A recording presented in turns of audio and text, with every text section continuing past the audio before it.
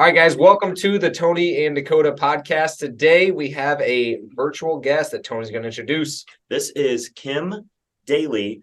First, when her interview trainee person reached out to me, wanted to schedule this podcast, I was pulled in because of franchises. She is most known and doing the most advertising for the most genuinely interested in helping people create wealth through getting involved in franchises. I've seen it on, Rich Dad, Poor Dad. Robert Kiyosaki talked about it. Chris Crone talked about it. But before all that, Kim got into fitness. She was an entrepreneur. She still is. And she has her own podcasts, shows, as well as millionaire mindset coaching. She knows a lot about lifestyle creation, living the life that you'd like to live by creating passive residual income, as well as entrepreneurship, business building in general. Super excited to have Kim on today. Wow. I think you should be my PR guy, Tony. That was really good. Thank you. I hope I can live up to all that. So Kim, sometimes when we have guests on, we kind of try to figure out how they got to where they're at.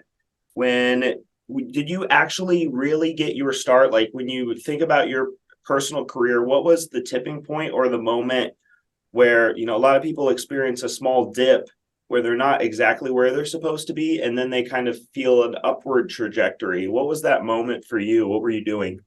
That's so good. So I've been an entrepreneur. I've been a franchisepreneur, right? I've been a franchisepreneur for 21 years. I was an entrepreneur for the first 5 years.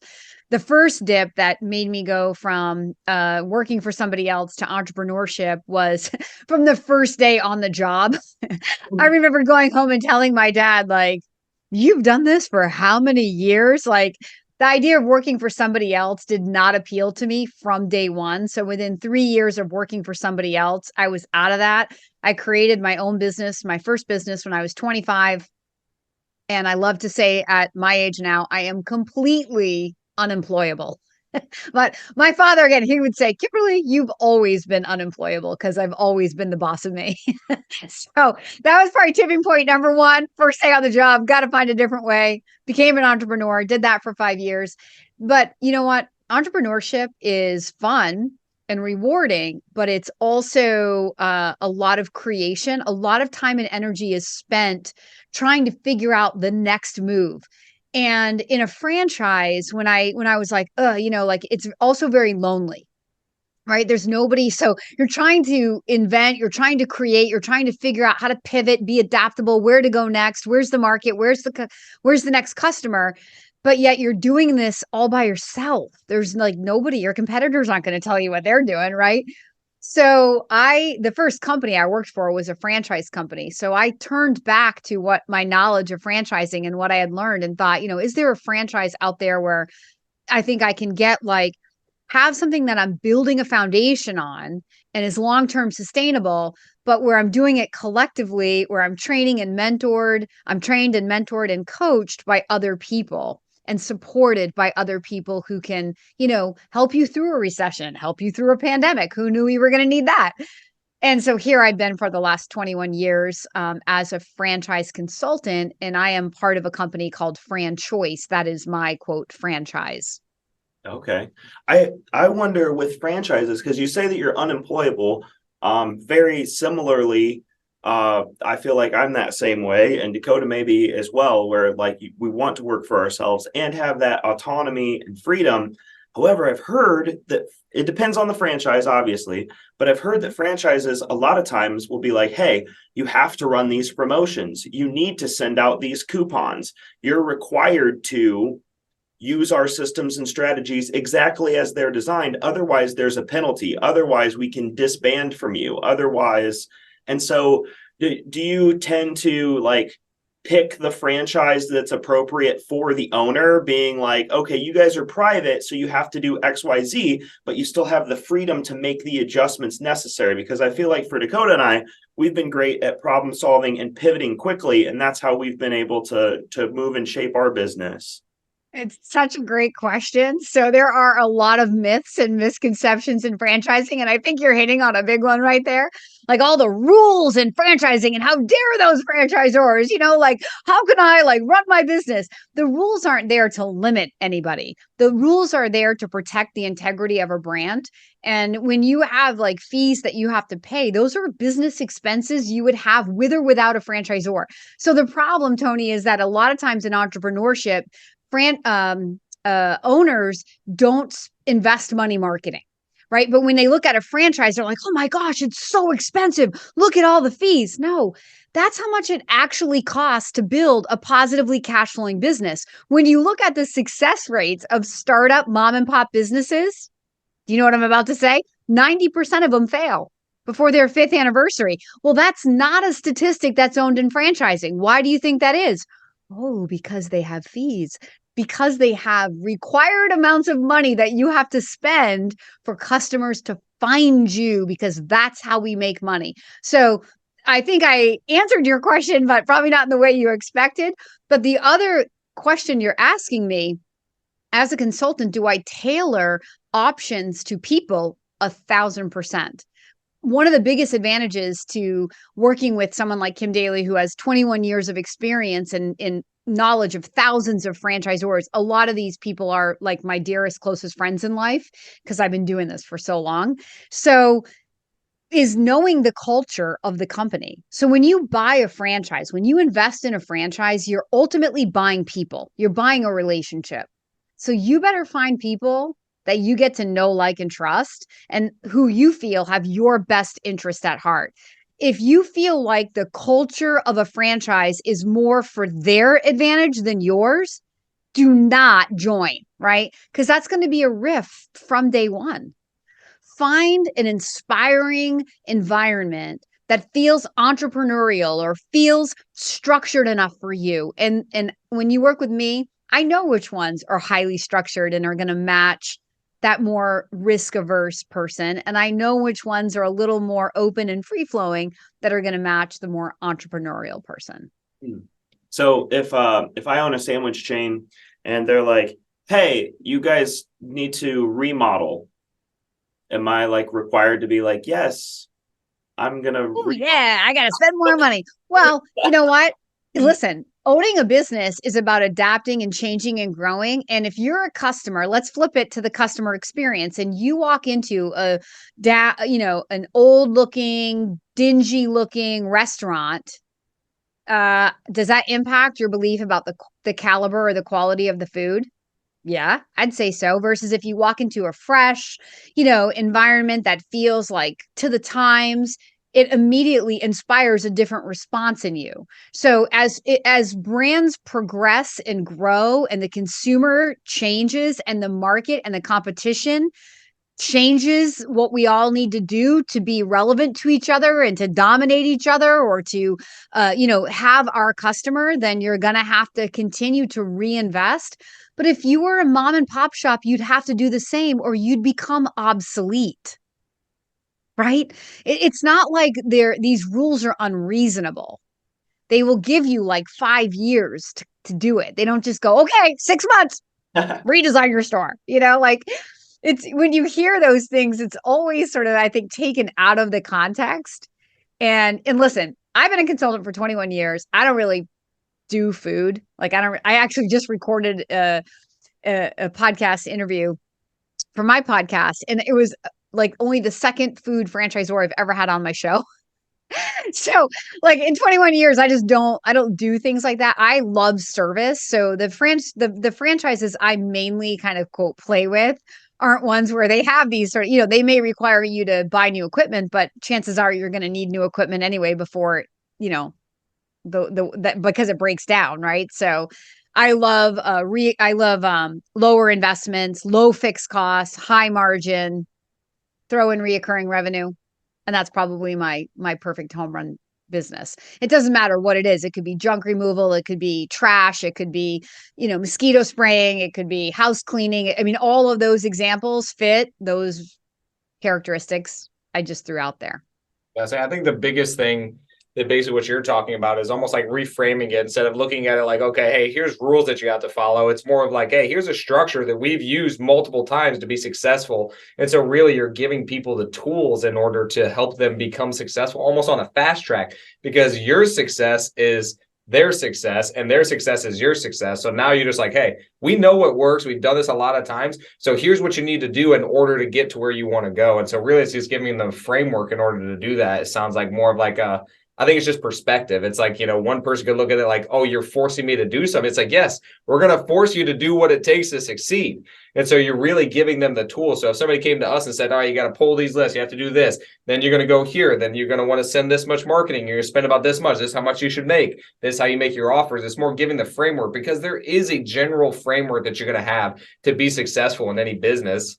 And whenever you have a franchise, and it sounds like they're more invested into making sure that you're successful. So they're like, hey, here's the framework that you need to be successful. That's what it sounds like. Just a reframing of what's actually happening. One could be binding. The other one could be like, oh, they're telling me how to succeed. Pulling data lists like vacant houses, mortgage foreclosures, and tax delinquent properties is important to direct-to-seller marketing. Batch Leads is the main platform where we store our sellers' data and skip trace owners for their phone numbers, emails, and addresses. On other platforms, you end up having to pay twice for the same contact if you've already skip traced it. My favorite thing about Batch Leads is that if you've skip traced a contact once, you never have to pay for that contact again. Batch Leads has SMS texting campaigns, direct mail marketing, and Driving for Dollars app integrated in a simple-to-use interface. Click the link below and try Batch Leads today. That was amazing. Standing ovation to Dakota. Perfectly said. It's always perspective, and listen, this is why my services are free for candidates. Franchisors pay me. They pay me to put your mindset in the right place before you get to them. They pay me to match you to their opportunity when you have what they're looking for in their ideal candidate, the right finances, the right skill set, the right mindset. Right. So, and what I love to say is that's one part of what I do, but anybody can kick the tires of a franchise. Very few people can actually follow through and sign a franchise agreement and become an owner. So it's the 1% that I'm looking for. And I'm actually creating. I'm helping people know how to think about this, how to move past their own limiting beliefs or assumptions, or at least figure out how to ask questions to figure out, are those assumptions even real out in the real world, or is it something you're making up? So for example, like some example in fitness, I was working with a woman this morning. She's in Atlanta. She's like, oh, it's so crowded. So she told me up front, she loves fitness. Well, and you want to own a business that you're passionate about? Well, let's take a look. I partnered her with I presented her a brand. They're the world leader in boutique fitness. They have no failures ever. 2,600 clubs open in multiple countries today. And she's like, wow, my area is saturated. That is a limiting belief. If they have no failures and they've deemed your market as open and viable, who are we when we don't know what we don't know as the people investigating the opportunity to be like, we know better than you. They have no failures, right? But even as I said that to her, it was just a huge roadblock for her. I don't know if she'll get past it or not, but this is why franchisors pay me to help people, because we all do it. I would do the same thing if I didn't know what I know, because I've been a consultant for 20 years. And she just said the gym was packed. Yeah, exactly. It is funny though, because the funny thing is you're exactly right. It's usually mindset more than it is about like stats or facts. It's a feeling that she has. It's not based on actual statistics. When the people who are the franchises are looking at statistics, which kind of like this kind of brings me into the other thing that I really wanted to touch on is you said you're unemployable, which I find like almost, in my opinion, it's almost very similar to the point where I'm like, I'm not like, I'll work for somebody if it makes sense. It's just got to get me on the trajectory to where I'm going and what makes sense for me. So I don't mind if I work for somebody, and I would consider myself very entrepreneur. But as long as the structure is right, I'll partner with anybody. I'll do any deal. I'll work for anybody. I'll go do a W-2 job, like if it makes sense. And so I just kind of want to see your take on that when you say that you're unemployable. Do you think that's like a limiting belief? Like if somebody's like, hey, I'm going to get you, $10 million this year if you come work for me, and then you have to do it for 1 hour a week, you'd be like, oh, well, maybe I could make this work.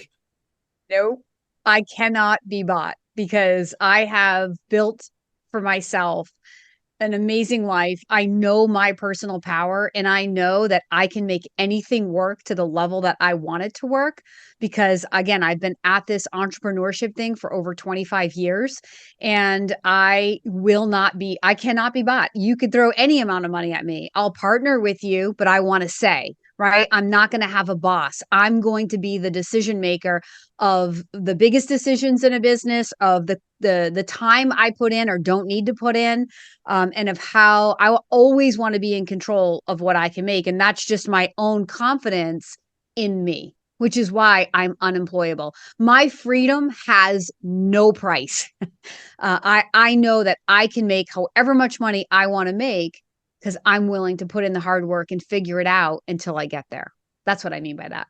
I mean it as like a very good thing, not a negative thing. Sure. So what would it take in order for you to work for somebody else? Like, let's say everything aligned, they give you all the time freedom. Like, would there be any reason they give you all the control in the world? And there's nothing that somebody could do in order for you to. I am never waking up for somebody else's future. I am waking up for my own future every single day. And if you work for somebody else, they own your future. They can take it away when it doesn't suit them. They can cut you off when it doesn't suit them. I don't see any value in that because there's enough opportunity out here where you can own it and control it and make it yours. Right. And let's take this back to franchising. So people will ask me, there's these like myths and misconceptions around success and failure, as if like it's the franchisor's job to make me successful. It's nobody's job to make you successful, right? Now, it's implied in a franchisor-franchisee relationship that they're going to give you a business plan that works and that you give you training and mentorship over that. But the plan works. But the question is, we don't know how well are you going to work the plan? And it's not like, okay, A plus B plus C. It's the attitude with which you put together A plus B to make C, right? So when I was a personal trainer in the gym, in college, I could have the best equipment. I could be in the best environment. I was in an amazing environment. I had cutting edge science at the time for, how to train athletes or even non-athletes. But I was still no more responsible for the result that somebody got than I would be if I was in a crappy gym, right? With out of date exercises. So I can have the plan and I can coach and I can inspire and I can mentor, but I can't make you show up. I can't make you do the work. I can't make you, not cheat on yourself with your diet, right? I can't make you put in that effort to get that one last rep. Well, the things that are going to make the difference between average and above average, I can't make you do. Right? Same thing in a franchise. Think of the franchisor like a personal trainer. They can have the best plan in the world, but if the people aren't willing to work the plan, have a good attitude, keep the faith, roll up their sleeves when they need to, stop whining, stop looking to something outside of themselves as what's going to drive their success, people will find every excuse in the world, right? Everybody will own it when it's good, but when it's not good, oh man, we blame franchisor, we blame territory, we blame recession, we blame Joe Biden or Donald Trump or whatever we want to blame. But I have been an average performing consultant and I have been a history making consultant in the exact same franchise. When I went from average performing to history making back in 2011, and now I've spent the last 13 years mastering my own history making and breaking my own history again and again and again. It changed everything for me about how I coach other people with regard to validating with other franchise owners and even with regard to making the decision to become a business owner. Because what I found was that all along, what I needed to succeed was in me. Nothing external to me changed. What changed was me. And when I changed, everything around me changed. I love that. So here's where I have a dilemma then with like me personally and what I've like worked through in my mind. So I want to ask you about it. So if you're obviously very passionate about working for yourself and like you believe like, that's like a very high value, it sounds like to you. So for me, it's hard to justify then if you ever were to have employees because you're asking them to do something that you're not willing to do or that you would never do. You're like, no, I will never at any price whatsoever, ever. But hey, I want you to build my dreams for me. So how do you justify like them doing that? Because that's the way I do it. Is like, man, I've done it. I'm willing to do it. And I would do it if it made sense for me. So let's find something that does make sense for your trajectory. And as long as it makes sense for both of us to grow together, let's stay on this path. That's the way that I justify it in my mind. But I'm just curious on how you justify it. So I'm not above doing any job in a business that I would give to somebody in my company. But the reality is, Dakota, not everybody has the mindset that I have. A lot of people enjoy working for other people. And thank God, because we need those people to help us grow our businesses. But, it depends where that person's mindset is. And probably if you're working for me, there's going to be some type of career ladder to where you can keep growing and improving yourself. Or if you're in a position that I know is going to be high turnover, then so be it. But you've got to, everybody has to do what's like right for them. But it also the other part of that is if I owned a company, let's say that cleaned houses, I would not be so above rolling up my sleeves and going and cleaning a house to figure out or to better train people or right? Because how can you help people? But on the flip side of that, sometimes the belief that you have to be able to pitch in and do every job is another limiting belief that people have. And they won't own an automotive shop because they're at the mercy of the mechanic, or they won't own a business where they have to hire contractors or plumbers because they don't know anything about that. And that's another limiting belief that in a franchise, you can absolutely go validate by finding people who were like you, who knew nothing about how to install or who knew nothing about how to actually do the job, but they were quite successful being the CEO, guiding the culture and vision and creating a great job for those who want that job. Because there's even a lot of people that are like mom and pop, like contractors, trade people who are amazing at their trade, but they're not so great at the marketing side of their business. So they have a very feast or famine life. And in the trade franchises, these are sales and marketing companies. So when you can find that trade guy who's incredibly passionate about bringing on other tradespeople with him and going from project to project to project, doesn't really have to interact with the customer. He's just going to lead his crews and do the actual work. And you can be focused on customer acquisition and customer experience. This is where you see these trade-based franchises doing, $3 million, $5 million, $15 million a year in an industry that a mom and pop trades guy can't figure out how to keep consistent year to year. Yeah, we've seen that time and time again in real estate for sure. So it's funny that you say the contractor dilemma, because I coach in Dakota coaches as well. Dakota teaches sales in the Wealthy Investor Mastermind that we're part of. And then I'm on accountability calls with guys. And a lot of the things that end up holding back house flippers is doing the work themselves. And so there's just this, like, it tears their heart up to know that somebody else is going to do 7 out of 10 job compared to what they could do. And that, like, they should be focusing the highest dollar per hour tasks that they can do is find deals and find money and close deals, Yeah. We all have different sweet spots, which kind of feeds back to your question, Dakota. And like the same thing in my life, like I hire a lot of things out. I'm a single mom. I have a home. I have 2 teenage kids. I have dogs. Like, I'm busy. I'm busy during work. I'm busy after work with my kids. And so there's a lot of things that I have people mow my lawn. I have, not because I'm like below mowing my lawn, because to your point, Tony, it's not the highest use of my time. Right? I can afford to pay somebody. And the same thing when you're a business owner, you have to figure out where your strengths are. I know where my strengths are in my business, which is why when people are like, well, what franchises have you owned? It just cracks me up. The one that I'm in, the one that's helping you buy a franchise. My strength is in inspiring people to vision. My strength is in a one-to-one relationship with people. My strength is in prospecting and networking. So I found a business model that maximizes my strength. So I'm trying to help other people find a business model that maximizes their strength. A lot of people don't have the strengths that I have. They don't want to cold call. They don't want to prospect. They don't want to wake up every day and be like, okay, I got to create a customer, right? But the joke is on them, because in owning any business, that is what we wake up and do as business owners, correct? No customer, no money. I like what you said. I think the biggest part of what you said is it doesn't necessarily mean that like everybody's got to do exactly what you think you need to do with your life. I guess it's just they need to get really reflective and like be self-aware enough to know, okay, what do I want for my life? Because a lot of people cannot handle the stress that it takes to own a business, or like, do every single different thing, or they're not willing to go and clean a house and everything. They want to do their job and they want to be done. And some people are like that. So I think it really does come down to a self-awareness thing. So maybe it's like, yeah, just more of a limiting belief on my perspective, because I'm always thinking like, man, I want to, make sure that everybody is still living their dreams, but that I feel bad like if they're not having some sort of like entrepreneurship thing too, but that might not be necessarily what they want. So I think we got to focus more on, okay, who am I? What do I want? Where am I going?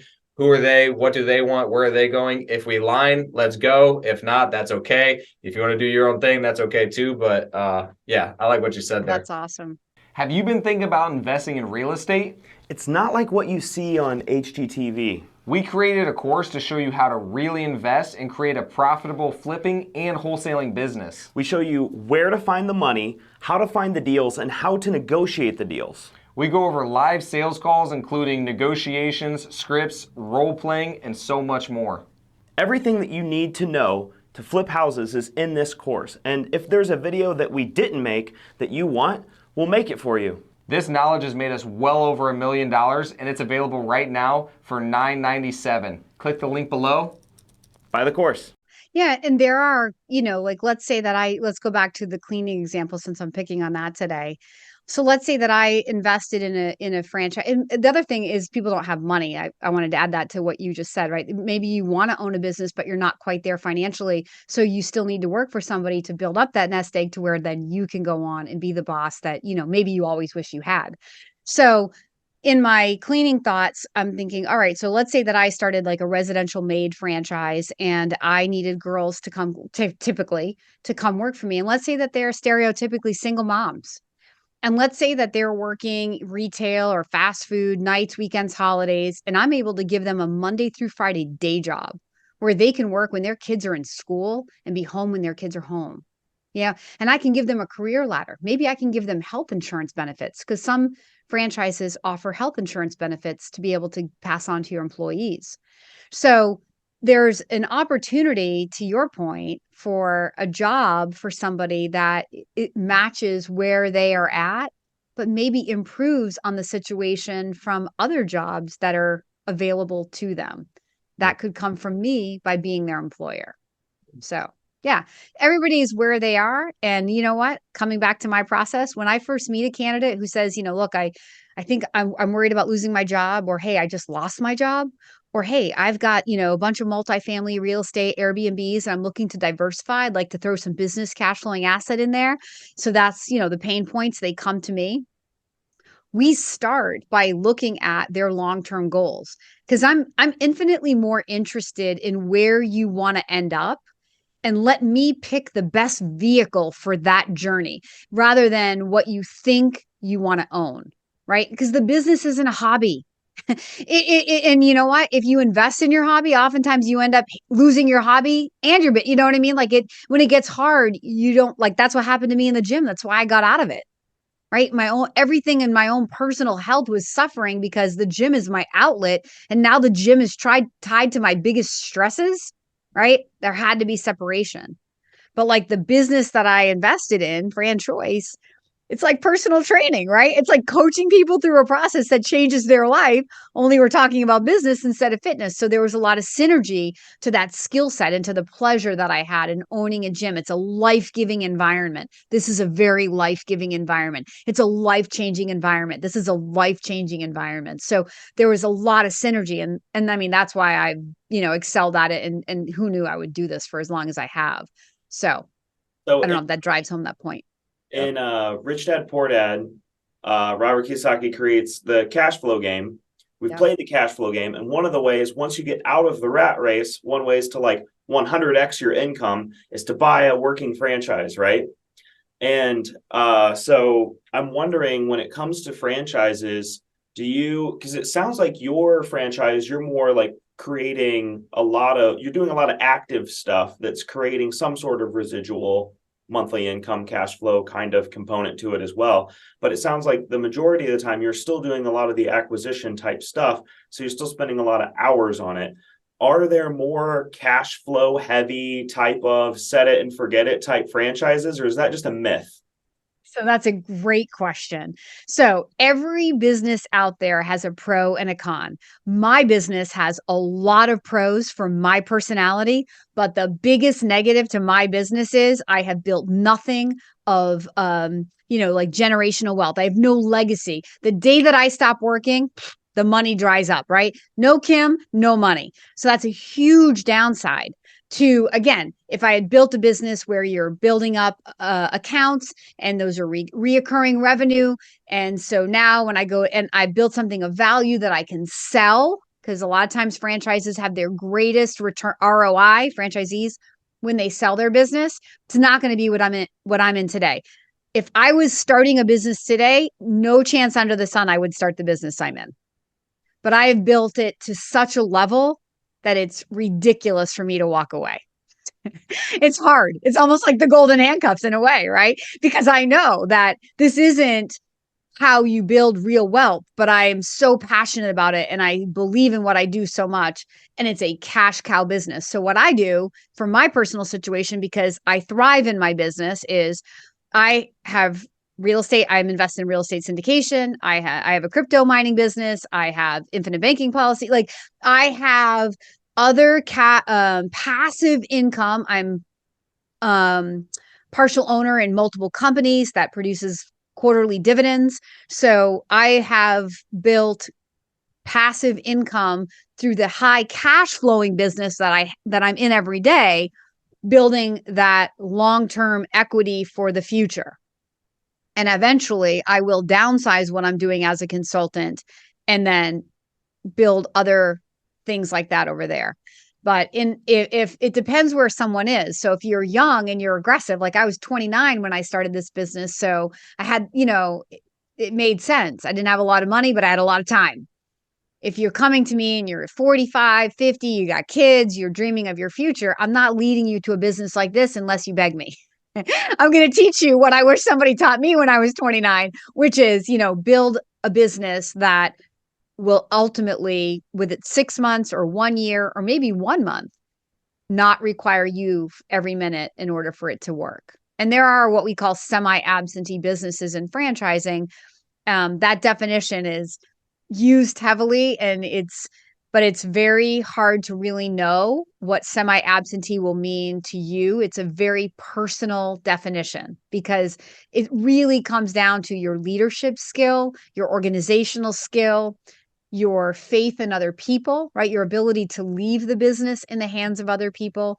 And then your ability to learn. If you're a quick learner, you might be able to step back faster than if it takes you time to like absorb and really figure things out. Maybe it's your first business venture. I think it's unrealistic to think you're going to plop most of your life savings into a franchise and leave somebody else to turn it into a reward for you. It's not going to happen, right? So we talk about this word semi-absentee, but with each candidate that I work with, I very carefully define it for them and help them define it for them. We have laundromats that are 5 hours a week once they're built, right? And then we have businesses like mine on the other that are, can be very, very time intensive. But if that's what you want to do because you love it, like Kim, there's nothing wrong with it. Just setting expectations and making sure that we're matching opportunity to your goals. That's interesting too. When you were talking about a lot of those investment vehicles that you have, they sound really passive. Like you're talking about syndications, and that's nice because you don't have to actively be involved in the real estate deals. And that's something that we're running into too, because we have so many deals in our pipeline right now, but we raise money, fund the deal. Sometimes we use bank money, sometimes we use other people's money. And we have so many deals going at the same time that we constantly need more capital. And you said something about infinite banking. So I wanted to know what that is. Oh, What, okay.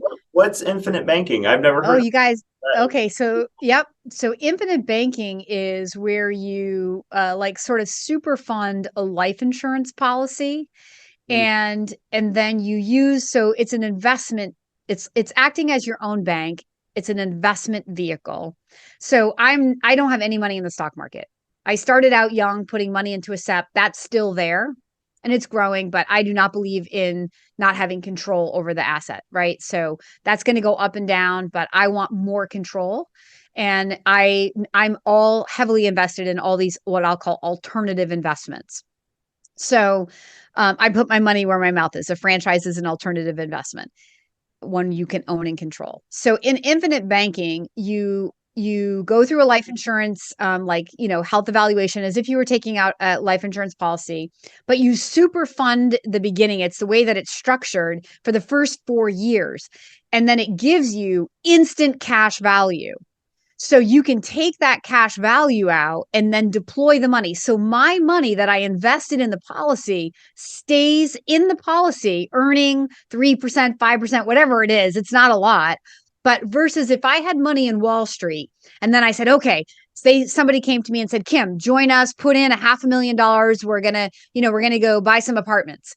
I would have to take the money out, take the tax hit, and take the money out. And now that money that was invested is completely uninvested. Now I'm transferring it from that investment to this investment.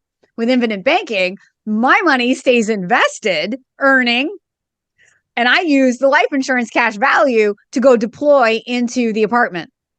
And then as that thing starts to produce dividends or cash flow, I feed it back into the policy and it just keeps cycling. And this is how you build generational wealth. I learned this from one of my greatest mentors, Jim Oliver.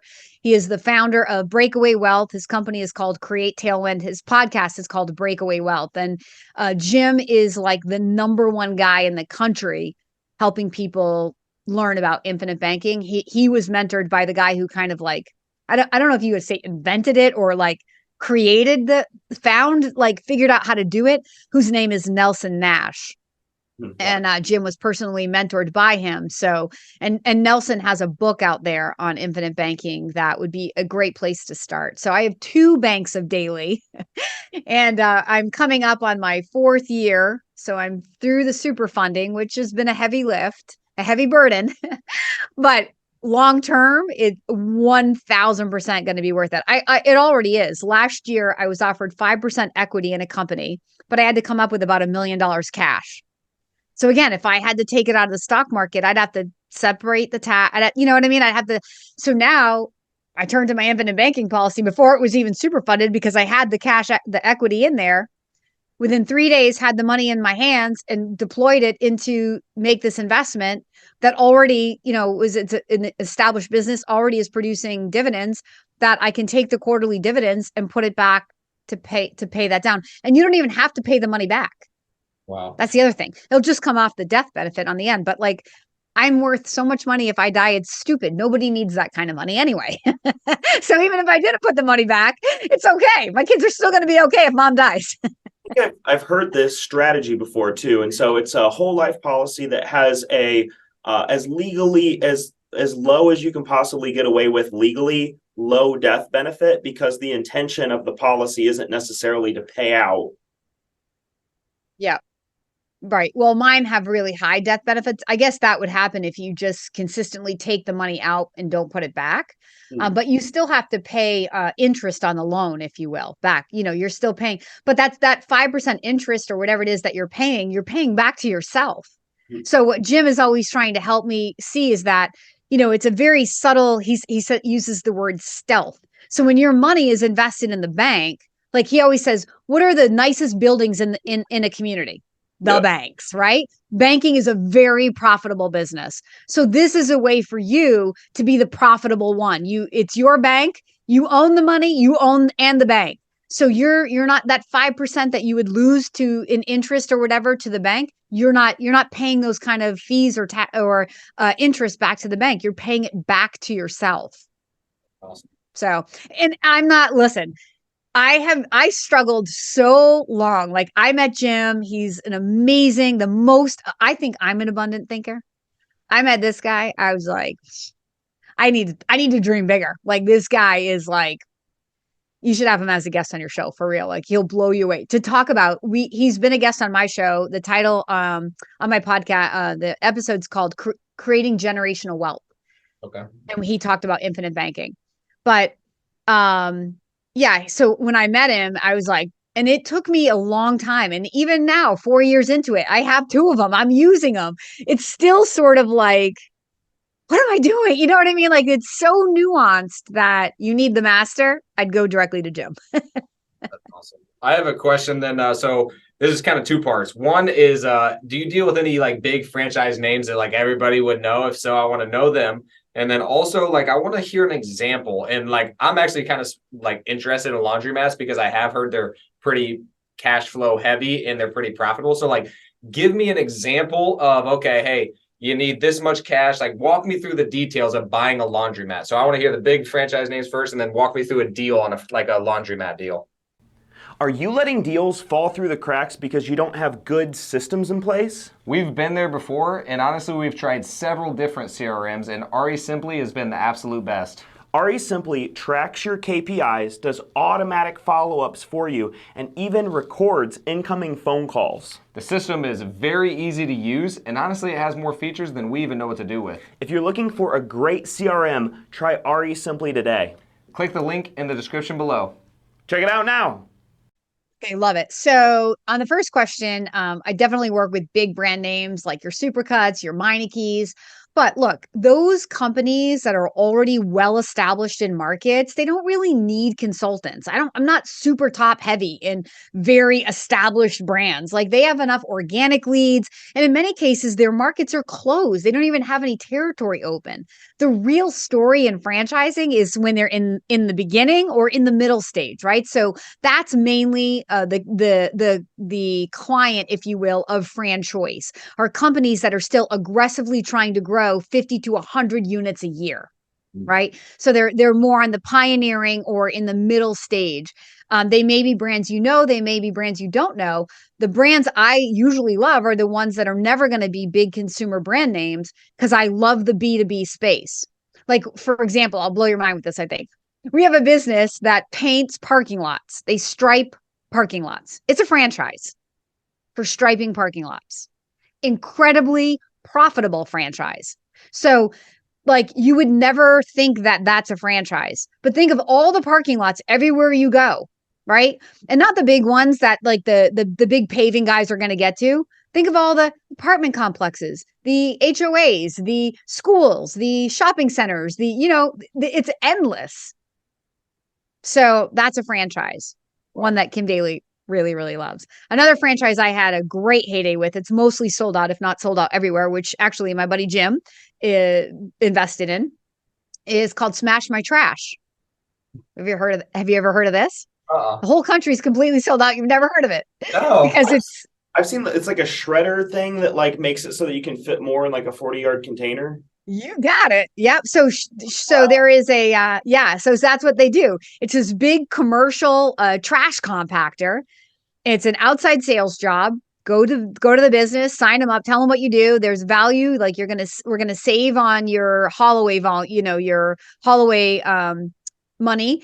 And it's a green company because we're reducing the emissions for the amount of times that you're going to be hauling away your dumpster. So we can come in every week, bi-weekly, once a month, once a quarter, depending on how frequently that dumpster is getting full, and literally compact the trash. 2 employees on the truck, 1 person who does sales, and you can build a multi-million-dollar business. Reoccurring, it's trash. It's never going to go anywhere, right? Like these are the kind of characteristics that I thrive on more than the things that people think of like Jersey Mike's and Chick-fil-A and the things that most people come to me thinking franchising is. So let's talk about your laundromat question. So the first thing I'll say is, as a franchise consultant, it is never my job to give anyone specific information about an opportunity. If you're ever working with a consultant and they do start giving you specific information, you should run fast. Yeah.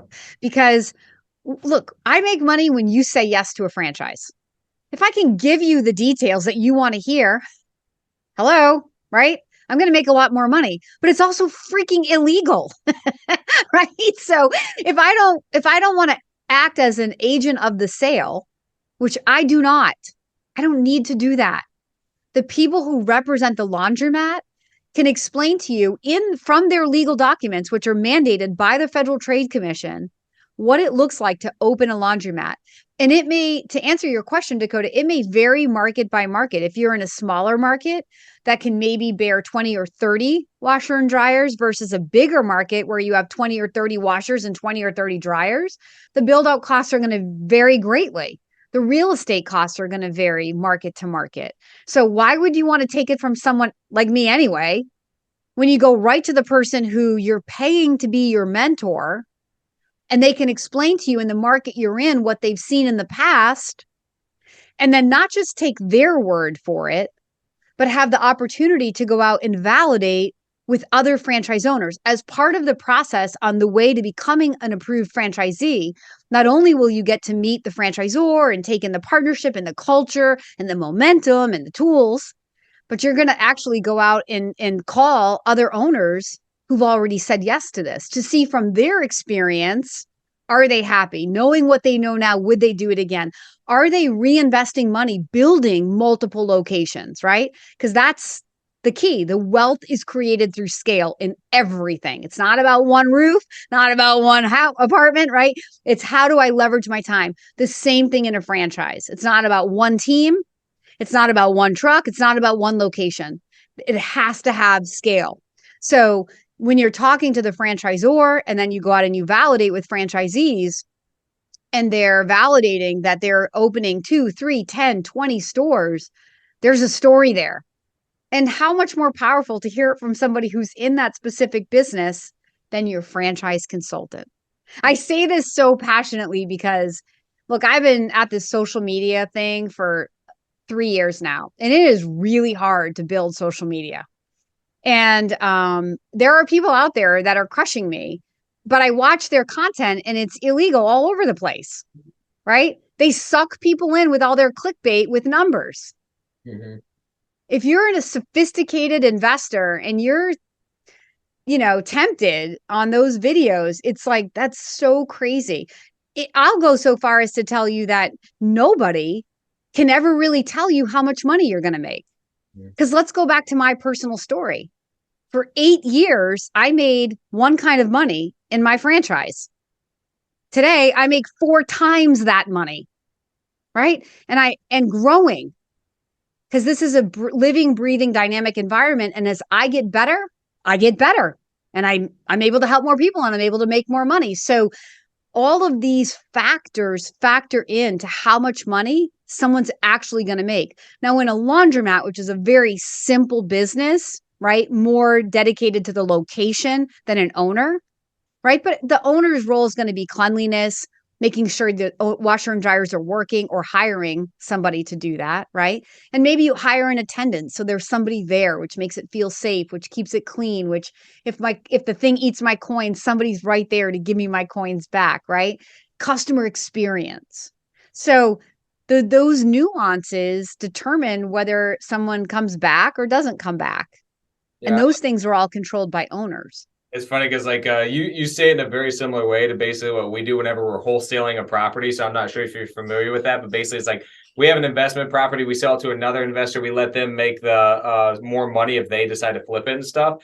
But we don't give them like, okay, hey, here's what it's going to be worth at the end. Here's what your rehab cost is going to be. Here's how much you should make, because like if they don't do it at the right timeline, you're going to get 3 different contractor quotes. They're all going to be different. You're going to have 3 different real estate agents who tell you it's worth 3 different amounts. So I'm not going to set myself up to be a liar here. And it sounds like you do it like a very similar situation. Like, hey, I'm not going to tell you all of this stuff because there's a lot of variables that like it might not go exactly how I'm saying. It's a business, you have no idea. A house is going to be dependent on how you do, how fast you get it done, what contractor you use, the quality. That's going to determine how much it's going to be worth. Same thing that you're saying. It's going to depend on how it looks, how good of a business owner you are, all of these different variables, which you don't know until you actually get into it. You got it. You got it. And every single year that you're a business owner, if you're smart, you're growing and you're getting better. And when you invest in a franchise, in that franchise disclosure document, they're going to have like an average unit volume earnings claim. But I always tell my candidates, look, you're buying a franchise for the future potential, but you're looking at past history because the earnings claim are audited financials from last year. If it's in this year's document, they're from last year. So think about it. It's absurd. You're buying the franchise for the future and you're basing your entire decision off of numbers that are from last year, which right now, currently, those numbers are probably could be 10 or 20% higher. And then you get in there and you put your spin on it and you become rookie of the year or top performing franchisee and you forever change that earnings claim. So we use the earnings claims that franchisors can make through my coaching as a rough guideline, but do not let them create a limiting belief. If I had a limiting belief about myself, I would never have made history in my business, right? I would never keep breaking my own history. So, but what's funny is there are all these people that have access to me who I've told and will tell pretty much anybody, this is exactly what I do. But how many of them do you think take it and go? How many people have the business I have? Less than like 5 or 6 people. And there's like 90 consultants at Franchoice who all have access to me. And you know what I hear is, I can't be Kim Daly. Oh, Kim Daly must work so much. Oh, it's all limiting beliefs. It's so not true. Come and ask me. And so when you're in a franchise, I don't share my personal story to like go bragging on myself. It's to make the point that you can be, have, and do whatever you want inside a franchise system. You got to find people that have what you want, a system, a proven system, and a toolbox that's good enough to go. It's going to improve as you grow. And if you say yes, you may be a part of growing and improving that toolbox. So we're not looking for perfection. We're looking for, I got this. It's enough for now. Now it's my turn to put me in this, to put my time and energy and hustle and turn it into the next thing, the next place it can grow. And then that's all you need. And then from there, how big you grow, it's all on you. I know this because I've done it. When you think of, if I can do it, you can do it. When you think of your most successful franchise owners who decide to get into franchising, when you think of the people who are the most successful, what are common traits, attitudes, behaviors, emotions? What are the things that you can point at and be like, oh yeah, that's why they did well? Yeah. So that's an amazing question. Again, people are going to be looking for those external factors. It's all internal. The number one thing any franchisor is going to say when I say, hey, Mr. Franchisor, what's the most important quality in an ideal franchisee? Grit. That's number one word, right? How do you even define grit, right? But it's that tenacity. It's competitive drive. It's the willingness to get in there and do whatever it takes. Earlier this week, I interviewed this massively successful franchisee, a guy who started out with Little Caesars Pizza 20 years ago. Pizza. Remember that brand? Maybe you guys are too young, but he started out with that brand. And he's like, I started out washing my own dishes. Today he owns 8 budget blind territories, 3 closet tailors, and like 3 premier garage. So he's in the service. He does windows, closets, and garage cabinetry. And he has a massive business now. That's why I asked his franchisor, I'm like, I want a total stud in your business. Like, this guy's a total stud. But when I was interviewing him, we never even really talked about the business. We talked about all the successes and failures he had along the way. In the entire 20-minute interview, when it comes out on my podcast, it will be 100% easy for anybody listening to know why this guy is successful. He just never quit, right? It got hard. He worked harder, right? He figured stuff out. He grew up through these businesses.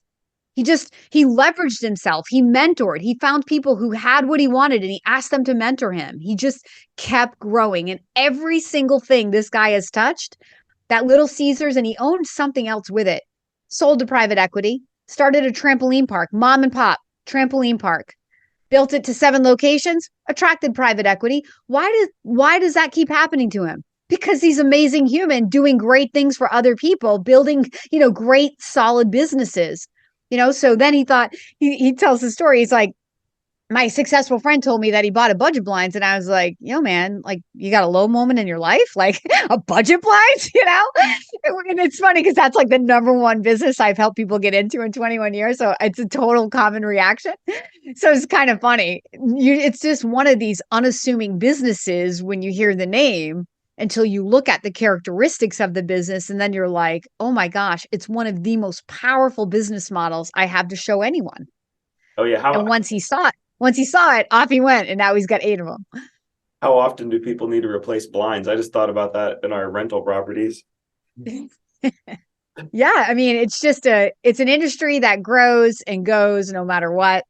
And the parent organization of this franchise, their Home Franchise Concepts, they're just amazing, amazing mentors and leaders. They have multiple home services businesses. All of those businesses he owns today, Premier Garage and Tailored Closet, are all under the Home Franchise Concepts parent umbrella. And that's how we stack to create wealth. So if you can buy multiple businesses through your one franchisor, where in theory you're leveraging like the same back end system, if you will, like, right, you know how to drive that Rolls Royce, and you have that engine across all of your businesses. And if you can overlap the territory to where we sold you blinds and now we can remarket to you closets, or garage doors, or window washing, or whatever it is that he wants to add on next. I mean, that's the way you stack. And again, to the point I made earlier, wealth is always created through scale. That's the way to get really wealthy really fast in a franchise. Yeah, that's a good idea.